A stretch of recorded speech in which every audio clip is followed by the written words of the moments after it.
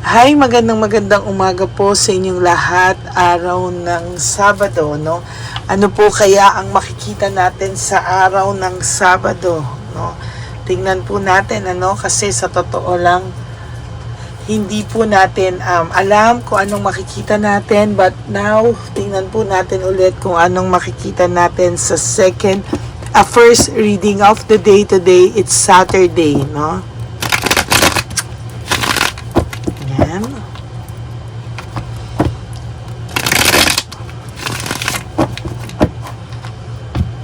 Pili po tayo ng 10. So, 1,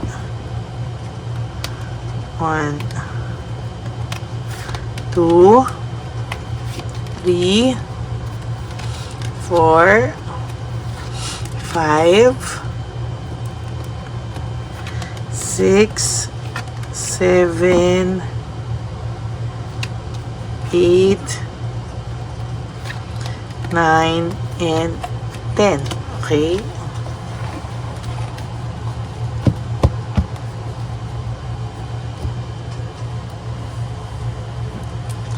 And then, pili din po tayo dito ng 10.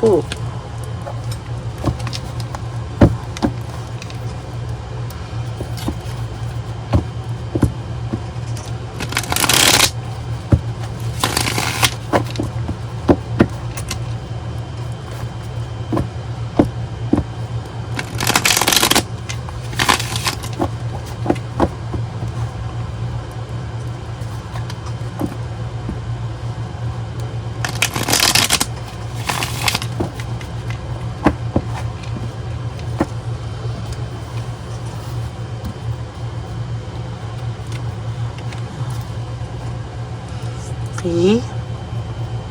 So, this is 1, 2, 3, 4, 5, 6, 7, 8, 9, and 10.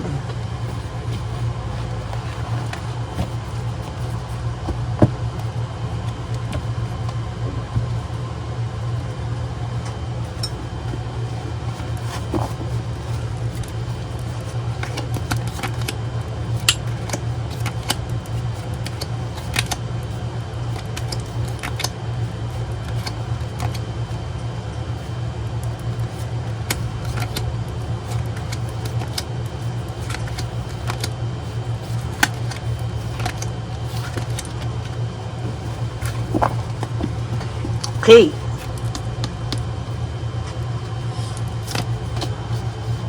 Oh, first card nyo pa lang po, it's about freedom and acceptance, no? Talagang ang taong to po ay inakala niya po talaga na yun ang masaklap sa kanya, no? Inakala niya po kasi na sa totoo lang, ang akala niya po ay hindi na po siya malulungkot, no? Hindi na po siya malulungkot, nagiging masaya na po siya. And to be honest with you, ang akala po ng taong to, never po siyang maaapektuhan, Never po siyang maaapektuhan ng pagkawala mo. As a matter of fact, hindi niya po inakala na maaapektuhan siya sa pagkawala mo, no? Akala niya po na pag naging malaya na siya, magiging masaya na siya. Pag naging malaya daw siya, ay parang babalik siya sa kanyang mundo na malayo sa'yo. No? Ang feeling niya po nung una, stress ka. Yung pala, ikaw ang katahimikan niya. No? Ikaw, nasa iyo pala yung peace of mind niya. Ikaw pala yung tahimik na buhay niya na akala niya po ay boring. No? Naku. Mas stress daw po yung pinasok niya ngayon.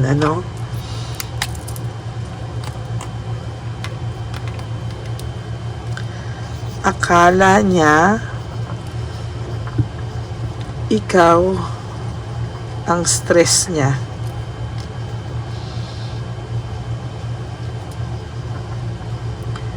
Pero ikaw pala ang kapayapaan niya.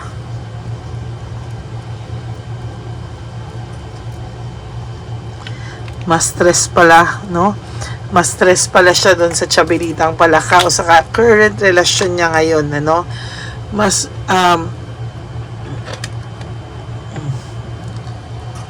stress pala siya ngayon, ano? Akala niya ikaw yung stress niya. Akala niya ikaw yung buwisit sa buhay niya. Akala niya ikaw yung boring na sa buhay niya. Yung pala, it turned out na ikaw pala yung peace of mind niya. Ikaw pala yung kapayapaan niya. Oh my God, a very powerful one. No? So, nung inakala niya po na ikaw yung buwisit sa kanya, ikaw yung gusto niya mawala sa mundo niya, pero sa totoo lang ngayon nare-realize niya na bilog yung mundo. Ngayon niya palang nare-realize na yung dating tao na akala niya ay stress, yung dating tao na akala niya po ay visit sa buhay niya, no? Yun pala yung tao na magpapasaya raw sa kanya at talagang maiisipan at maiisipan niyang balik-balik ang isipin, ano? Kasi pag iniisip ka daw niya ngayon, napakasaya daw ng pakiramdam niya, no? Sa totoo lang, no? Bakit tayo bumukas nito? Iniisip niya po, na ikaw daw yung nagpapasaya sa kanya, ikaw daw talaga, no? And as a matter of fact, no, umiikot na po kasi dati akala po ng person na to talaga is akala po ng person na to ay ikaw yung sakit sa ulo, no? Ikaw nga yung sinisi niya sa lahat, as a matter of fact, akala niya po ikaw ang buwisit sa buhay niya, no? There was a time na parang ni anino mo ayaw na po niyang makita, no? Iniisip niya po na para saan pa na makita ka niya, no? Gusto niya nang umalis sa'yo, gusto niya nang tumakbo palayo sa'yo, o ngayon, ayan, no?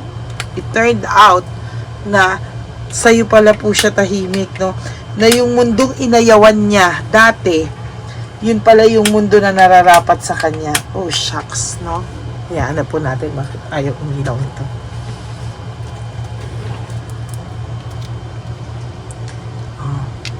So, itong taong to, akala niya na may happy na buhay na nag-aantay sa kanya.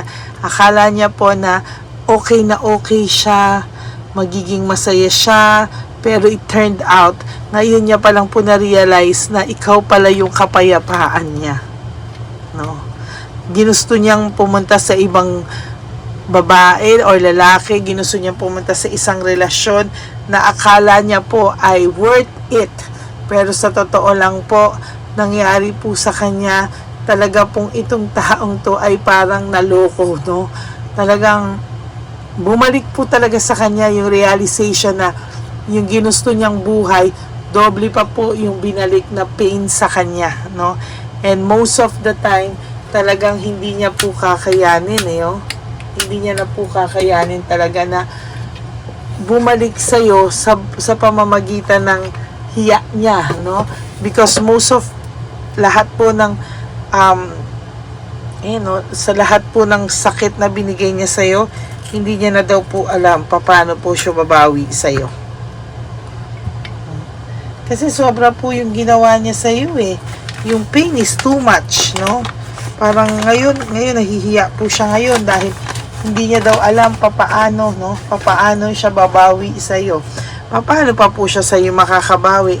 Sobra-sobra po yung pagbibintang, pagsisisi niya sa'yo, ikaw lahat sinisi niya na parang wala kang kwentang tao, na parang wala kayong pinagsamahan, na hindi mo po alam bakit ganun na lang niya ikaw bakit ganun na lang yung niya sa'yo, no? Bakit ganun na lang po yung niya sa'yo ganun na lang din po yung niya sa pagkatao mo.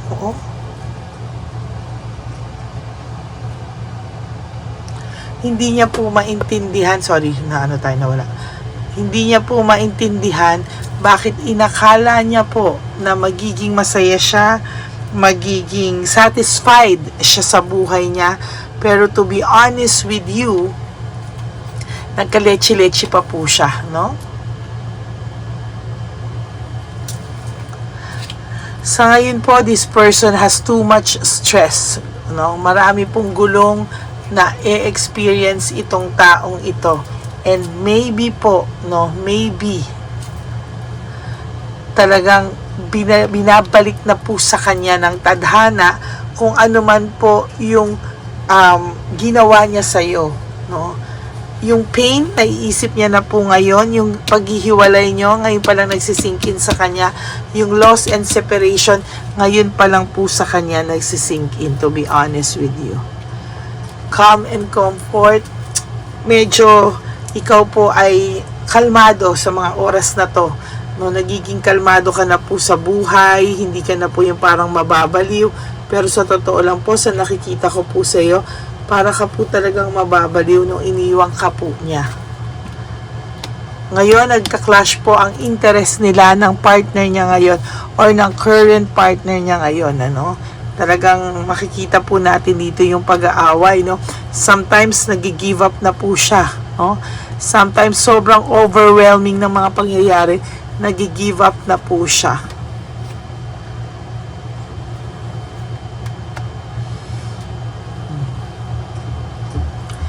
Finding peace, hinahanapan na lang po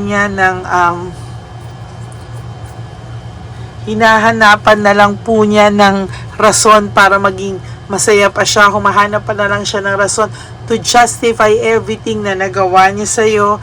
Ayan, no, talaga pong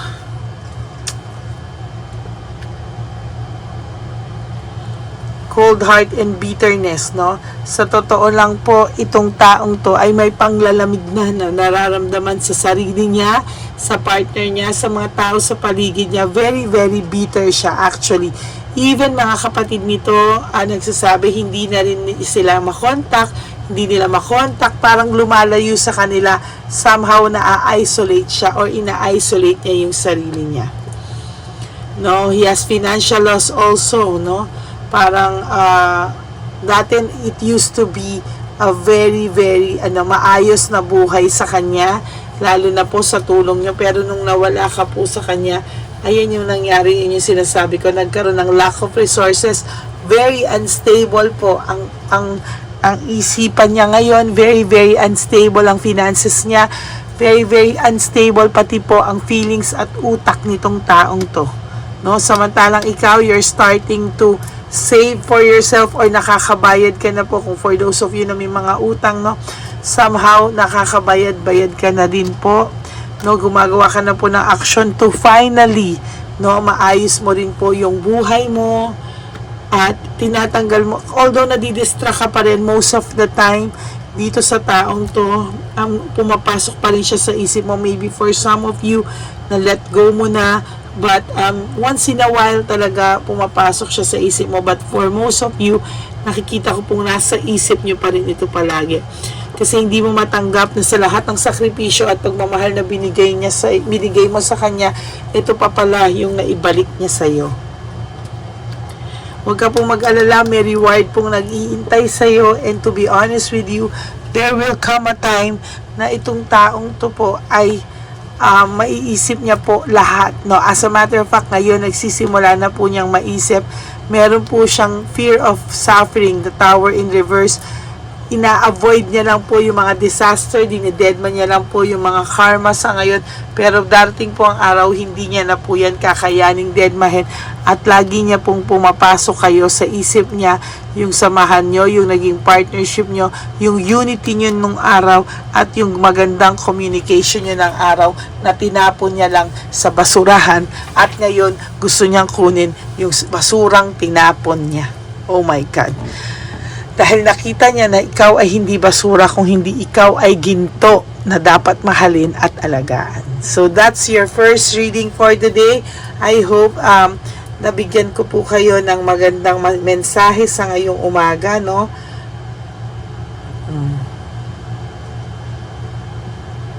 Sana po ay naging masaya kayo sa ating reading for the day. Ito po ay walang dagdag at walang bawas. Kung ano lang po ang nakita natin sa ating reading, yun lang po, no?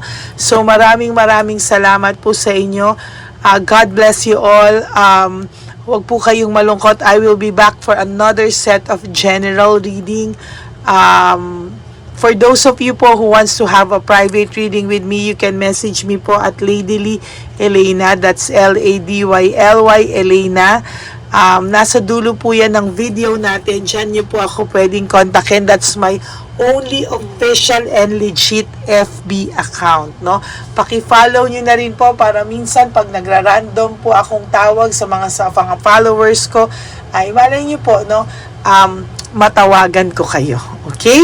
So maraming salamat po to all my Lady Elena friends, family, and subscribers. I love you all from the bottom of my heart. Life is short. Don't make it shorter by stressing yourself from all the pains and heartaches na binigay sa inyo ng kahapon. Just surrender everything to the divine universe and just let go and let God write your love story. Magandang umaga po sa inyong lahat. At babalik po ako para sa second reading of the day. I hope mapanood nyo na po ito lahat para pag naglabas po ako ng second reading of the day, tuloy-tuloy po ang inyong panonood. Okay? Maraming salamat po, and please no skipping of ads. Tulong nyo na po yan sa atin. Alam ko minsan mahaba yung ads, pakitsaga na lang po. Maraming salamat po. And for those of you who wants to give me a super thanks, I would really love that and be grateful po sa inyo. Maraming pong salamat. Please give me a like and comment down below para po yung energy nyo ay pumasok sa akin. Okay? God bless you all. I love you all. And I will be back to give you all another general reading and another set of free readings. Okay? Bye. God bless you all. Bye-bye po. Love you all.